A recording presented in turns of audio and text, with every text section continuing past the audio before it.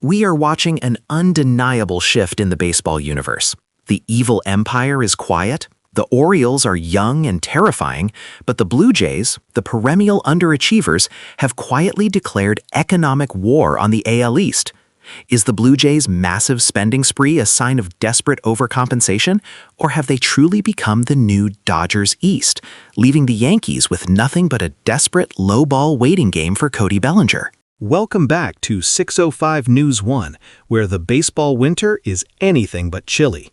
Grab your hot stove, because today we're peeling back the layers on the high-stakes chess match involving Scott Boras, a silent Yankees front office, and the aggressive Canadian bid to redefine the balance of power. The central mystery gripping the baseball world is the magnetic pull between Cody Bellinger and the New York Yankees, a relationship defined less by concrete offers and more by historical precedent and mutual need.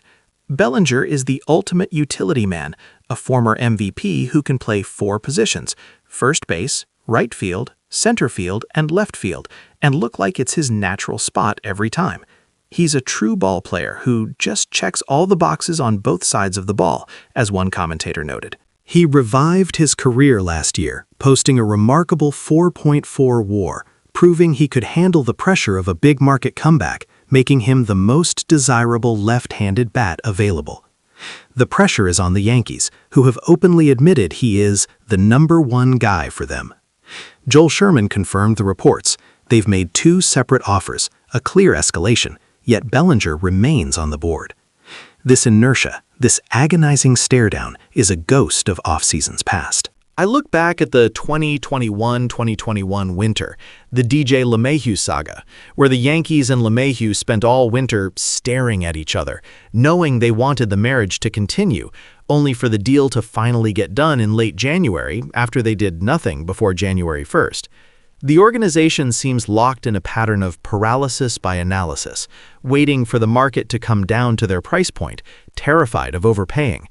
But what they fail to realize is the AL East won't wait. The division has gotten demonstrably better. You have 4 teams, the Yankees, the Orioles, the Red Sox, and the Blue Jays, all operating with great ambitions. But the spending report is damning for New York. Toronto is #1 in off-season free agency spending. Baltimore is #2. One source close to the Yankees front office admitted, under condition of anonymity, "We cannot afford to be burned again by a big contract, but the alternative is watching the division championship flag fly over Toronto." This hesitation creates a critical vulnerability, especially when you consider the Yankees' rotation issues.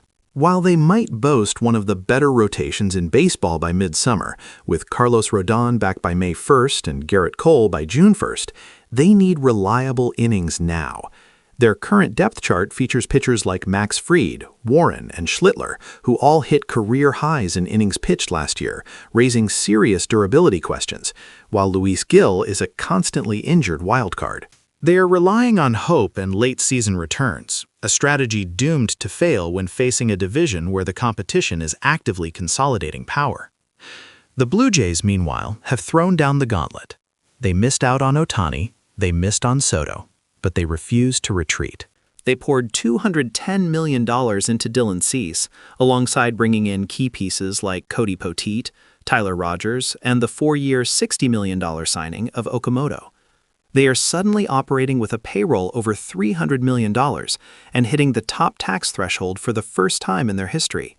The internal narrative is shifting. Are the Blue Jays truly becoming the Dodgers East? Analyst Mark Peterson, speaking on the shift, called it the Northern Blitzkrieg, noting that Toronto has now outspent the Yankees in free agency by a factor of 3-1. This isn't just about spending, it's about signaling ambition. A critical counterargument often arises when discussing the Jays. Their spending is meaningless if they can't lock up their homegrown core, namely Bo Bichette and Vladimir Guerrero Jr. Like the Yankees of the late 90s, who became the evil empire because they had to lock up their core of Jeter, Posada, and Rivera, the Jays face looming extensions. But to argue their offseason is unsuccessful without a Bichette extension is a fundamental misunderstanding of the current priority. As one former GM put it, you can't lock up what you haven't yet maximized. The goal now is to win the World Series. Their core players, Springer and Gausman, are free agents after this year, as is Dalton Varsho. The Jays are operating on a razor-sharp timeline. Win now, cement the legacy, and then pay the talent. Their 2023 season, where they got as close to winning a championship without winning a championship as possible, despite a bad offseason last year, has proven they are just a few high-impact signings away. This brings us back to the ultimate pressure point, the remaining free agent landscape, a minefield engineered by Scott Boras and the proliferation of the opt-out clause. Bellinger's opt-out, secured last year after he failed to achieve the massive 6- or 7-year deal he initially sought, has allowed him to increase his value exponentially. It is perhaps the best opt-out of all the opt-outs. This short-term security with long-term flexibility is the key Boras leverage point. We see this structure being applied to other major players, notably Kyle Tucker, who is also testing the market. The ultimate plot twist is that Bellinger might be waiting for Tucker to set the floor. Tucker, who perhaps didn't have the monstrous year needed to command $300 million plus, is facing the exact scenario that Dodgers love to exploit. Remember the Dodgers' history of lurking? When they sensed Bryce Harper's market collapsing, they offered him a high AAV short-term deal.